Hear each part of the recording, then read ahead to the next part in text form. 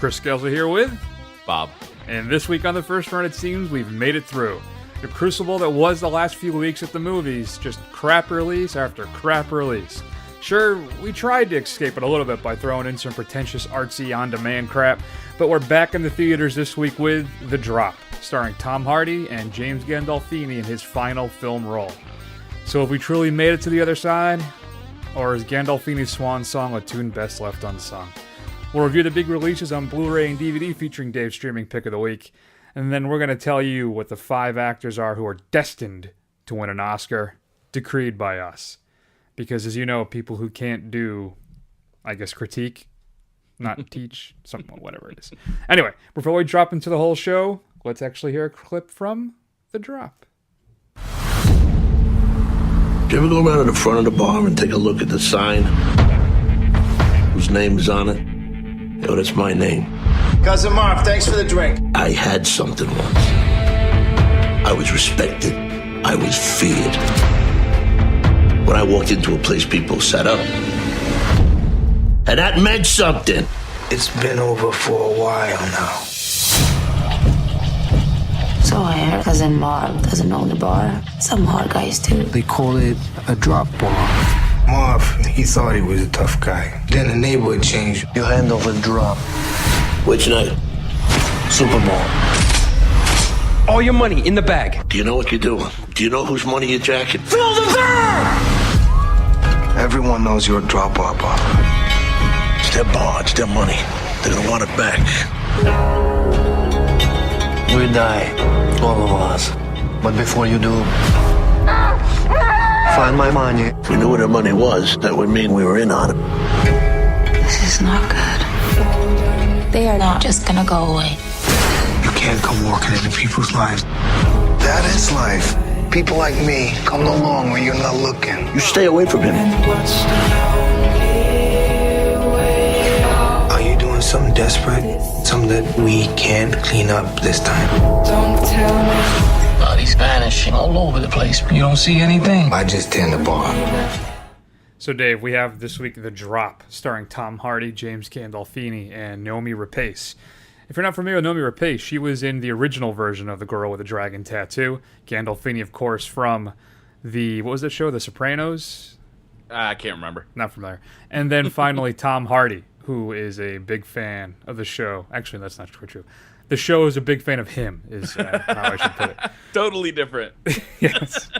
So, Tom Hardy plays this kind of unassuming bartender, right? Kind of in a rough neighborhood. And he's kind of quiet, and he doesn't really identify with the whole gangster mobster thing, right? He kind of does his own thing and tries to do the right thing, and there's that. Gandolfini, of course, plays the bar owner, who used to be somebody in the neighborhood, then, of course, kind of lost his power as the Russian mob moved in and took over. His bar gets knocked over one night. He's got to figure out what happened and come up with the money. And then they find out later on now that their bar is going to be the drop, as they say, where all the mob people drop off their money, their bookings, their bets and stuff for the Super Bowl. So it's going to be the biggest night of the year. And it looks like maybe the bar's going to get hit again. And there's only really so much we can say, Dave, because we don't want to, as usual the last few weeks, we don't want to reveal too much. No, but we can say that there is a twist because they've been advertising that in the trailers and on the movie posters. Okay. Well, there you go. So there is a twist. Dave, is this a fitting send-off for Gandolfini? Hell yeah, it is. I thought Gandolfini was great in this movie. I really liked his character. It's not the same character you see him play over and over again. There's something more human about it. The way there's a weakness to him, but also like ambition that I really, really enjoyed. But I mean, Gandolfini, in my opinion, is really overshadowed by Tom Hardy in this movie. I mean, Tom Hardy puts in an absolutely stunning performance, I think. It's hard to take your eyes off him. You know what's happening, right? Because you've seen movies before. You're not a dummy, right? Yeah. So you kind of know what's going to happen. You know what the twist is kind of going to be. You don't know exactly how it's going to play out, but you've seen it before. But the way Tom Hardy handles it is so subtle that the whole time you're constantly wondering, who is Bob? What is Bob? You're just constantly wondering about it. That's the Bob, of course, is the character Tom Hardy plays. And even after I saw the movie, I'm still wondering, who is Bob? What's really underneath Bob's surface? It was fantastic. Yeah, I think it's a masterful performance by Hardy. It's subtle, endearing, and then frightening all at the same time. Yeah. He shows a lot of different dimensions in this film. And I was a little worried though, Dave, for you with this film, because at times it seems, as I like to say, deliberately paced. Mm-hmm. It's kind of a slow burn as more things are revealed about the movie, who's doing what, who's crossing who really is Tom Hardy in this movie. And maybe we could have trimmed a minute or two out of it here and there, but never for me when Hardy's on screen. Never. He is brilliant in this film, and he reveals just little hints and little tips here and there about what's going on underneath the surface of Bob, just like you said. Mm-hmm. My favorite scene probably being the confrontation between the guy who wants his dog back and Hardy behind the house. Yeah. When he gets in his face, and there's just little twitch in Hardy's eyes, and it's pretty much then on. I think that's when he starts to telegraph what's really going on with him. And of course, there's this brilliant reveal in the final act of the film, I think, and the way how he's so just matter of fact and calm about it as he's revealing things about that have occurred in the film that we kind of had a different perspective on. And that's what's brilliant, I think, about Hardy's role for me, is unlike you, I didn't see everything coming. I think the reveal at the end of the film changes his entire performance for me. Absolutely. You definitely got to see this again, right? Yeah. Yeah. Yeah, and I love how the film was shot. I think I don't know if you noticed, but there's a lot of tight close-ups throughout the entire film, really kind of exemplifying the claustrophobia of the situation. And I kind of feel how desperate and how there really is no way out for any of the characters in this movie from who they are. Screwed. Bob is totally screwed from start to finish, and things are out of his control, right? It's like things are happening around Bob that he can't control. He didn't start these things, and there's no seeming way for him to wrap them up. And it's an entirely fun thing to watch. It's not a fun movie, right? But it's just entertaining all the way through. I was really impressed by Tom Hardy here. Yeah, I think this, I kind of liken this film as it's like a spiritual cousin to Killing Them Softly from last year. Mm-hmm. Kind of had that same vibe and feeling to it. Mm-hmm. I really thought about Mystic River a lot. Well, it's the same author. So there is you it go. really? No kidding. Yep. That's weird. So, and if I had any issues with the film, I think though I like the close-up shots, and I think he does a great job of establishing the place. I had some issues. At times I felt like I could have used a little bit more, maybe a little more style, a little bit more. Because there's flashes of it. There's a scene where Gandolfini and Hardy are lit walking through a dark doorway I thought was brilliant. It was, the close-ups I thought were great. But a lot of times I felt a little wanting in the direction at times. Not a lot. Just that I felt walking out of this. If Nicholas Winding Refn or someone of that type directed this film, this would have been like in my top 5 of the year. Right now, it's still exceptionally strong just because of Hardy's performance. And if I had another critique, I think it would be Noomi Rapace for the female lead. I felt she was more of a device than a character. Like she had to be there to progress the story along. But I would agree with you. She didn't really bring anything to her role, I didn't feel. Yeah, so those are the only real 2 weaknesses I felt I had in the film. Outside of that, I was pretty much riveted from start to finish. Like we said, anytime Hardy's on the screen, you just can't take his eyes off of him. Yeah. I don't really agree with you about the directorial part. I felt like everything was shown exactly how like it needed to be shown. Where, when we needed to see Tom Hardy, like kind of thinking about something or, a change in Tom Hardy, I thought it was perfectly done. If there's too much kind of directorial flash, I feel like that could have taken away from, this is a gritty story. This is a this is a bunch of guys who are in a bad situation. They're not particularly smart. If we start doing like these, like super cool shots, like it's not going to take away from how, like, kind of screwed these guys are. Right. I don't know. I think that's a fair point. I think that's true. I think maybe it would lose some of the gritty realism that the film has, perhaps, if there was more flash in it. I think that's a fair point. So, what are you telling the kids at home?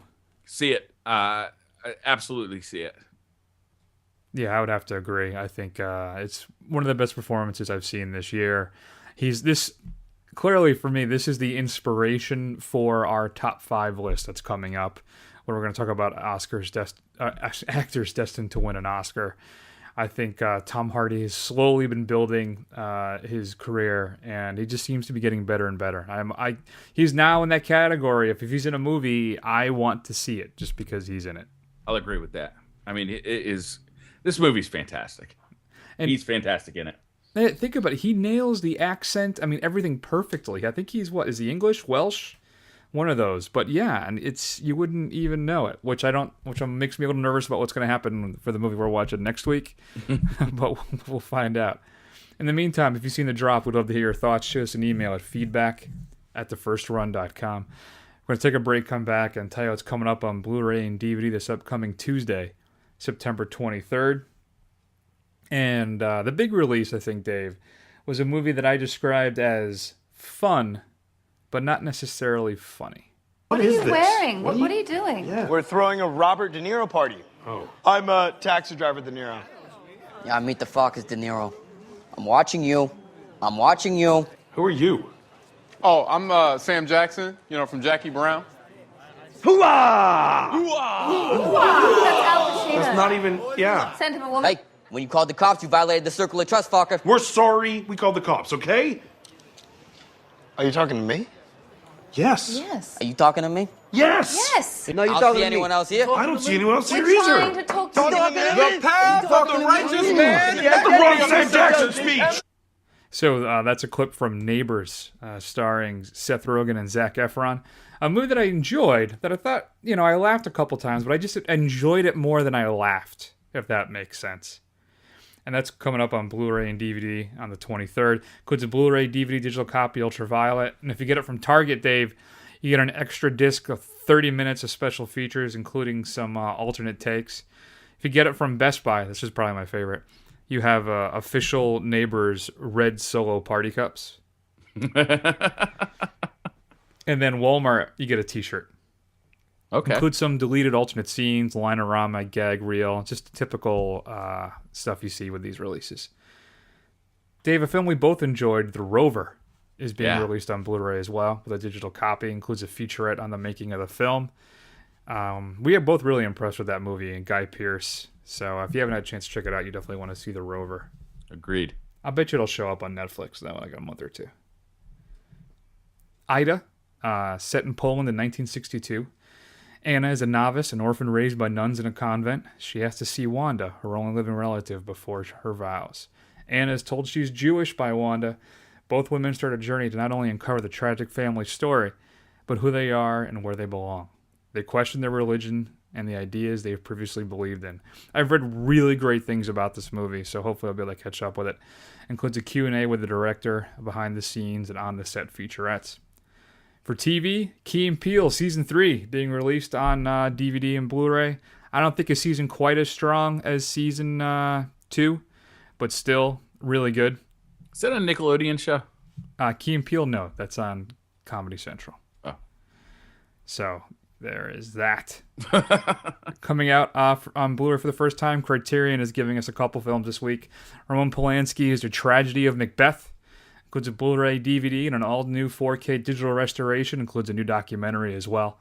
And they're also giving us The Innocents, which is a generally frightening, exquisitely made, supernatural, gothic film starring Deborah Kerr as an emotionally fragile governess who comes to suspect that there is something very, very wrong with her precious new charges. Includes a new 4K digital restoration, commentary by film historian Christopher Frayling, and new interview with the cinematographer as well, and a bunch of other stuff. Michelle Sauvé's Stage Fright, an Italian horror film being released on Blu-ray for the first time. Saw, the complete movie collection, Dave, all 7 films. I know you've been waiting for it. Being released as a box set, as well as The Exorcist, the complete anthology. Clearly, we're getting our Halloween stuff ready. Includes The Exorcist theatrical and director's cut, Exorcist 2, Exorcist 3, Legion. Actually a very good film if you haven't seen it. The Beginning, and then Dominion. Do you remember they did the whole Exorcist Beginning? So they did the prequel film, and it was so bad they basically reshot it and released it as Dominion. Oh, that's right.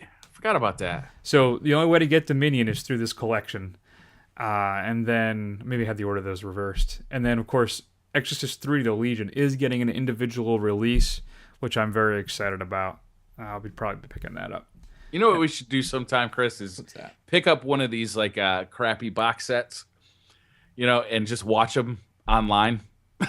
You know what I mean? Is like live stream us, like just doing like a mystery science theater kind of thing. So like you can watch the movie along, because we can't do that, right? We can't put the movie online, but we can definitely put us in a Skype conversation live or a Google Hangouts conversation live while we're watching the movie and just busting it.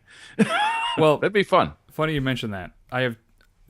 We did that once, though we didn't stream it. I still have the audio file. Oh, really? The original co-hosts, me, Matt Howell, and Chris Esposito, and we discussed Twilight. Oh, and I was the only one prepared. I gave them basically a month's notice, and I was the only one. I watched the movie like 3 or 4 times. Oh, see, I'm not doing that. So to prep, I had a whole thing of riffs and things written. We brought it. I told Espo, don't worry, do some research, because he's a Twilight fan, so I wanted him to actually drop in nuggets of information. Oh, like the pop-up video kind of thing? I guess so, yeah. Okay. And neither of them were really prepared. And it was no, an I wouldn't absolute prepare disaster. either. I'll let you know that right ahead of Fair time. enough. I'm not going to watch the shitty movie before we watch it for the first time, but I will thoroughly enjoy talking all the way through the movie. and that's fair. And I do actually have something planned that I am slowly working on for Dario Argento's Dracula, which you can watch on Netflix Instant right now. Oh, okay. We're in negotiations, I'll say, with the Italian cinematographer to record a commentary on the making of the film. Okay. So, yeah, we're in talks with that. We'll see if that works out. And we'll be releasing that. Eventually, maybe I will be able to do more of these, and then we can somehow monetize it if we can actually get people to spend $1 or $2 to listen to these commentaries. But Dario Argento's Dracula is the planned first one. I don't have high hopes for the whole dollar thing. Fair enough. Well, that one we do the first few for free to see if there's actually any bite. It's like crack, except nobody likes it. And then I say the big catalog release. Actually, hold on, let me get this straight. Okay, here we go. The big catalog release is there's a Halloween box set, Dave, coming out. There's a general box set, which is just all the movies, and then there's a limited deluxe edition, which features all the films but includes the TV versions. There's an extended version of Halloween, the TV version as well. There's a TV version of Halloween 2. It's also, the big release is going to be the bootlegged producer's cut of Halloween 6, which, if you're not familiar, is they kind of install some supernatural background for Michael Myers. That one's it's called Halloween: The Curse of Michael Myers, the one with Paul Rudd. But you can only get that if you buy the deluxe edition. Why would anybody want the TV version of a horror movie? Because because Halloween was notoriously kind of unbloody. Okay. So what they did is they just shot more scenes to expand the running time to fit 2 hours. Oh, so there's stuff that's in the TV version that's not in the movie? Exactly. Like the theater version? Exactly. Oh, okay, then it makes sense. Yep. So they do that for Halloween and Halloween 2, and those are both exclusive to the deluxe edition. So you can only get it if you get the deluxe. And they're also going to have. What's interesting too is they're also released by different production companies, but they worked out deals with all of them to get everything together in this one set. Hey man, I like money, and I know you like money. Let's make money together. Exactly. And includes both Rob Zombie Halloween movies as well. Both only the unrated cuts, the theatrical cuts, are not included. There's a 4.5-hour documentary as well on the making of Rob Zombie's Halloween. Can you imagine 4.5. It's ugh. And there's also an exclusive. Preferable to watching 4 hours of actual Halloween movies. And then there's the 15th disc in the collection. 15th is just filled with a whole bunch of other special features as well. So, and that's only exclusive to the big box set. What would you say if I told you could have all this for $200? It's actually right. It's not that bad. It's like $110 right now on Amazon. I think it's sitting around $150 generally. That seems like an okay deal. If you're a big fan of the series, $110 for all that content, that's a lot. Yeah, and but there's no remasters of anything either.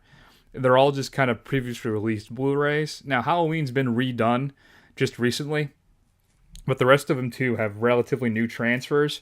But there's nobody went in and did like a 4K scan of it. None of that happened. So you can pick that up. And then finally, Dave, for me, your straight to DVD pick of the week is American Slice, previously known as Roundabout American. It's a young French chef with a fondness for America and a life in shambles, pushes the limits of the American dream by converting a Chicago pizza shop into an escort service for the super rich. With the help of a suburban slacker. Caught my attention. There you go. With the help of a suburban slacker who dwells in his parents' basement. Extra anchovies, anyone? Remember the old Patrick Dempsey movie with the pizza place? But he was the escort. That's but anyway, right. There you go. American Slice. Dave, what do you got? What's your streaming pick of the week? One of my favorite movies from 2012 is coming out on Netflix this month, and it's The Silver Linings Playbook. Chris, I seem to remember being a bigger fan of this movie than you were, but yes. I really liked it. I thought Bradley Cooper was awesome in this movie. Jennifer Lawrence was really great. Robert De Niro playing the father of Bradley Cooper. I love their relationship. I thought this movie was quirky. It had real heart to it. I really felt invested in each of the characters, and none of the characters felt fake or phony to me. I really had a great time watching this movie, and now it's available on Netflix, so anybody can check it out who's got a Netflix subscription. Nice. Yeah, I thought it was fine. I didn't think it was the big brouhaha you do. I think you actually chose it as your favorite film of the year that year, too. It was. It still remains to be my favorite of the 2012. So, yeah, I just thought it was okay. Lawrence was great. I have this weird hang-up with Bradley Cooper that I just can't seem to get past. I don't know why. That's your hang-up, not mine. That's true. Maybe there's some. I just get lost in those eyes. Maybe there's just some feelings that I'm just not ready to accept. I don't know. Maybe. So that's what's coming up on Blu-ray and DVD this upcoming Tuesday, September 23rd. Dave, let's take a break, come back, and then get into who we think are destined to win Oscars. There's a reason why this prison is the worst hell on earth. Hope. Every man who has rotted here over the centuries has looked up to the light and imagined climbing to freedom. So easy. So simple. And like shipwrecked men turning to seawater from uncontrollable thirst. Many have died trying, and learned here that there can be no true despair without hope. So, as I terrorize Gotham, I will feed its people hope to poison their souls. I will let them believe that they can survive, so that you can watch them clambering over each other to stay in the sun. You could watch me torture an entire city. And then when you have truly understood the depth of your failure, we will fulfill Ra's al Ghul's destiny. We will destroy Gotham. And then, when it is done, and Gotham is ashes,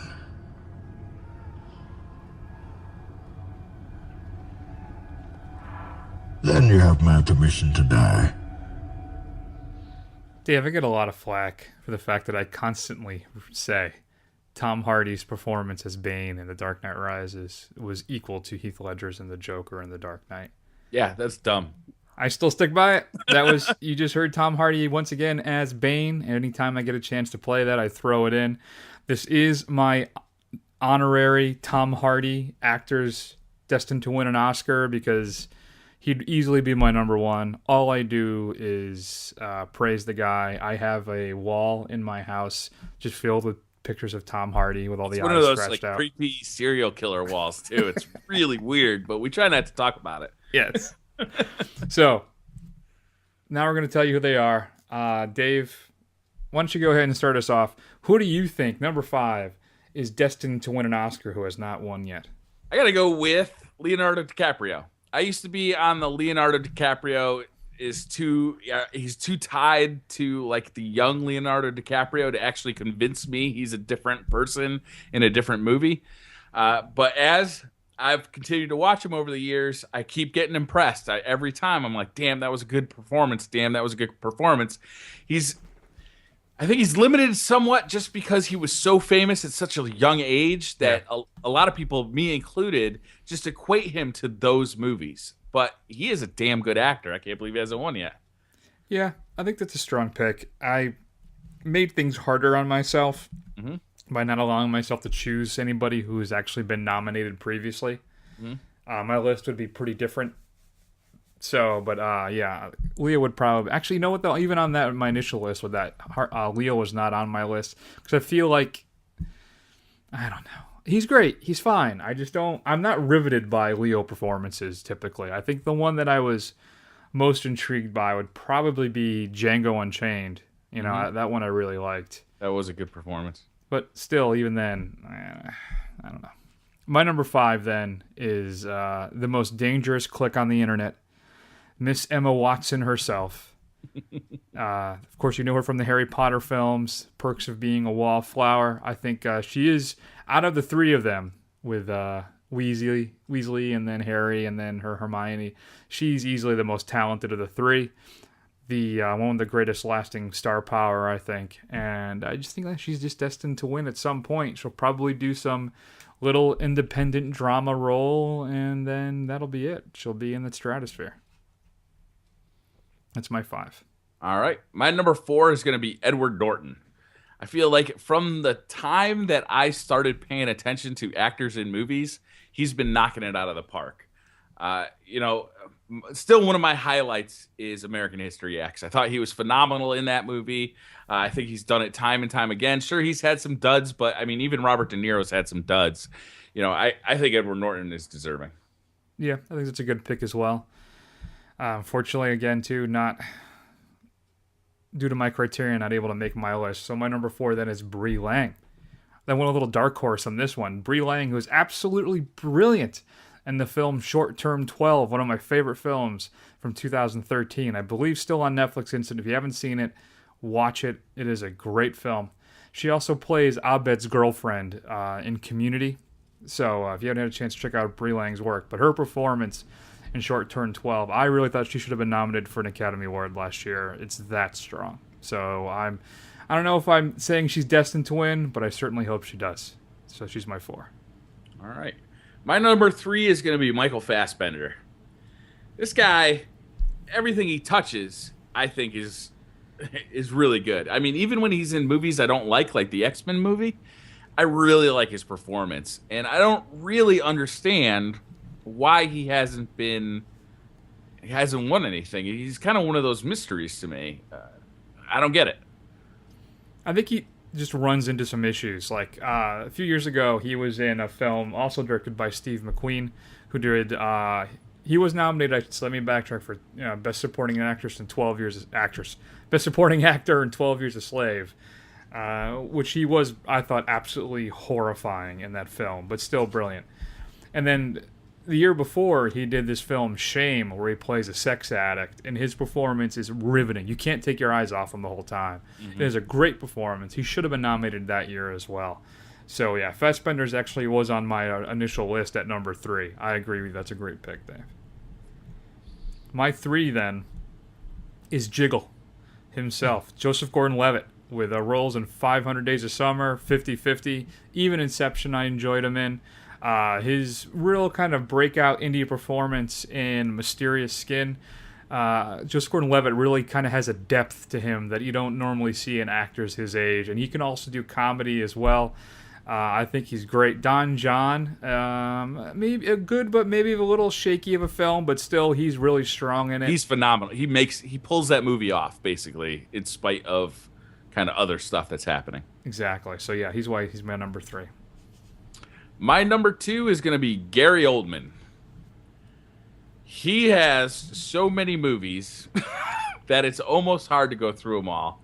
But I'll just talk about Tinker Tailor Soldier Spy. I think he should have won for that alone. I think he's phenomenal in that movie.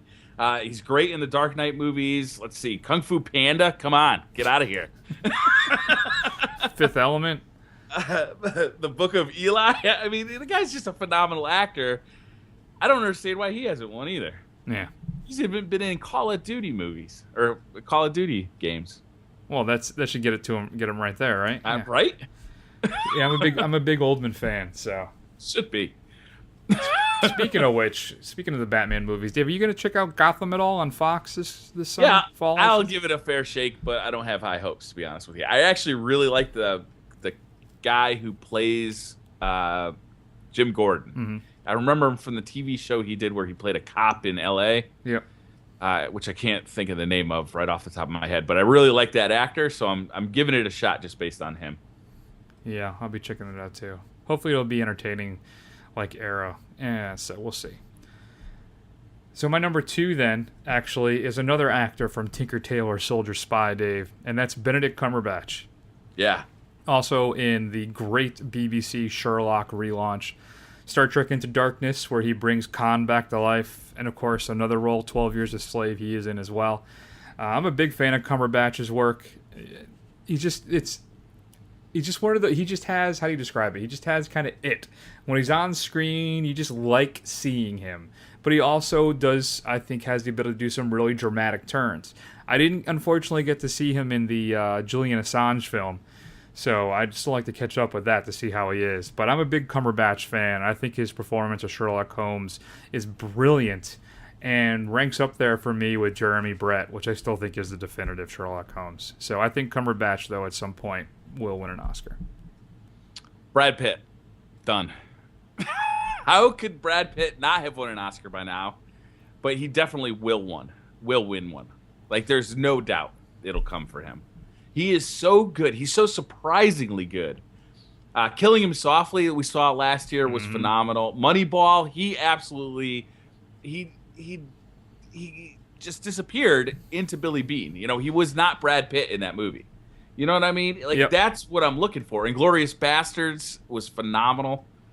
It's just so many things. I think didn't he get a nomination for Curious Case of Benjamin Button, which was actually a horrible movie. Yeah, he definitely did for Moneyball as well. I worry about Pitt that Moneyball may have been it. Really? That would have been his best. I mean, he's still got years to go, so you never know. But sometimes I wonder if kind of like that was it for him. Like that was going to be his best performance. You know, it's funny, too, you bring up Brad Pitt because of the whole reconnaissance thing. You know, how Matthew McConaughey totally turned his entire career around. Yeah. Same thing with Pitt. I mean, he was in the beginning, he was just another pretty boy actor. I disagree with you. I think he's been good all the way through. You can look back in like 2000 at Snatch, 1999 Fight Club, 1998 Meet Joe Black, 7 Years in Tibet. He keeps, like, as far as you go back, 12 Monkeys he was good in, 7 he was good in. That was 1995. As far as you go, sure, he may have been getting typecast as a pretty boy, but he was knocking it out of the park. Even A River Runs Through It, which was probably his biggest role at the time, he was really good in that. Sure, he was pretty, but he was also really good. You know, like, sure, you know, sometimes a pretty face can have more behind it. And Brad Pitt is one of those examples. I agree, but I still stand with that, with what I said. I think for him it was the 12 Monkeys when he was actually nominated for Best Supporting Actor for that film. I remember it clearly. And that's when I think people really started to take notice of him as a more dramatic actor. Because before that, he was, California, True Romance, Thelma and Louise, where basically all he was just abs. Yeah. So, yeah. So if you had to choose one or the other, who would you choose, Dave? You're casting your movie, right? You're making your big film. Whatever you want. Would you want Pitt or McConaughey at this point? I'd want Pitt. Yeah. Yeah. Just because if I'm making the movie, I want as much money as I can get. and Brad Pitt's going to put more asses in more seats. Fair enough. So my number one then is Mia Wasikowska. She is a young and up-and-coming actress. Got her real first big start on the HBO show In Treatment with Gabriel Byrne. Yep. And then I saw her in Stoker, which is one of my favorite films from a couple of years ago, where she is absolutely brilliant as this young girl coming of age, meets her unusual, possibly homicidal uncle, and starts to basically figure out who she is and fall in love with the darkness in her own self. But I think she's absolutely brilliant every time she's on screen. So I think she's destined to win an Oscar at some point. It's just a matter of time, really, for her. Just got to put her in a movie that gets noticed. Basically, yeah. So for me, too, the other ones, when I had my initial list, Dave, yeah, I had Emma Watson at 5, Mia Wasikowska at 4, Fassbender at 3, Carey Mulligan, who is absolutely another brilliant actress, coming in at 2. And then finally, my number 1 was not Fassbender, I already said that, Joaquin Phoenix. I don't understand why he hasn't won anything yet. To Die For, Gladiator, The Master, Her. We're talking some fantastic performances. You're right. And he definitely will be winning at some point. At least he certainly deserves to. I still think it's a shame. He should have won for The Master. He is so brilliant in that film. And the way he's able to carry him and Scarlett Johansson, who just was voice acting still. Both of them brilliant in that film. Yeah, that movie got carried by acting. Do you have some honorable mentions for us? I do. Give me just a half a second here. Steve Buscemi, I wanted to put him on my list, but then I was like, he kind of plays the same guy every time, doesn't he? Yeah, I think you're right. And then I was going to put Clint Eastwood on, but it turns out he did win one for directing. Mm-hmm. So he won one. There you go. I also had Leo. I had Ryan Gosling, who's been nominated but not yet won. Chloe Grace Moretz, Rooney Mara, Anton Yelchin, and then Emily Blunt. Okay. That's a good list. All of them. I'm sure we missed some. We'd love to hear your thoughts. Shoot us an email at feedback@thefirstrun.com. There are more people who haven't won Oscars than who have. It's a really deep and bold statement, Dave. Thanks. Think about it. Thanks for that. Think about it. Hey, yeah, heck, you and I haven't won either. That's a good point. That's right. Where's my gold, baby? That's right. So we're going to take a break, come back, and, talk about what's coming up next week. And I don't know. I just don't know. I don't know. So you're a private detective, is that right? I'm licensed. What's that mean? It means that sometimes I do favors for people, and sometimes in return, they give me gifts. Gifts? Uh-huh. But you used to be a cop, right? Yeah. So why'd you quit? I didn't like the hours, Mr. Christo. The corruption got to you, huh? Not really. It would have been hard to support my family without it. Well, this was really my brother's idea, bringing you out of here. You want? I can leave. Someone's kidnapped my wife. When did this happen? Yesterday. You should be talking to the FBI. I'm talking to you. Look, Mr. Christo. Kenny, if you're asking me to run a bag, deliver money, that is not something I do. I already paid them. When? Last night. And your wife, where is she? She's dead. I paid them, but they killed her anyway. So, Dave, that's a clip from A Walk Among the Tombstones, starring Liam Neeson. Dave, I'm very confused. What time of year is it? I'm looking at the calendar. It's not January. It's not February. Why am I seeing Liam Neeson? I don't understand it at all. It must be February. Yeah, exactly. I guess the winter, we blew right through the fall, and it's now February. That was quick. I don't even remember opening my Christmas present. I hope you have your Valentine's Day presents all set and ready to go. Oh, Jesus. So, and as I've said before, too, I am dying to see if Neeson can hold on to that accent throughout the entire film. but I am not confident. So we'll see. But hey, it looks like Neeson's going to be busting some heads, and really that's all we're looking for from him at this point, right? I do enjoy watching that. So that's what we'll be checking out this week. A Walk Among. Is it amongst? Is that the grammatically the proper term? Maybe. Sure. Shoot us an email and tell us. It's feedback at thefirstrun.com. And that's a big show for this week. Don't forget to check us out on Twitter. And I'm trying to do some YouTube stuff with the show as well with varying success. I liked it. Good. I'm glad to hear that. And then, of course, you can always check out Dave's channel on YouTube, the Briar Rabbit channel, the latest and greatest and all the video game news. Dave, what's going on this week on Briar Rabbit? More and more Destiny.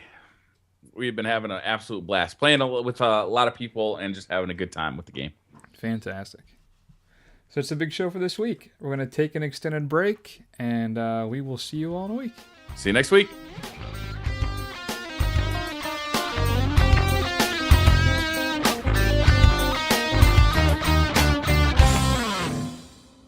Whoa! Rafi! What are you doing, man? What, you said take care of the car. So you lit it on fire? That's what take care of it means. When I asked you to take care of my mother's cat, is this what you did? Of course!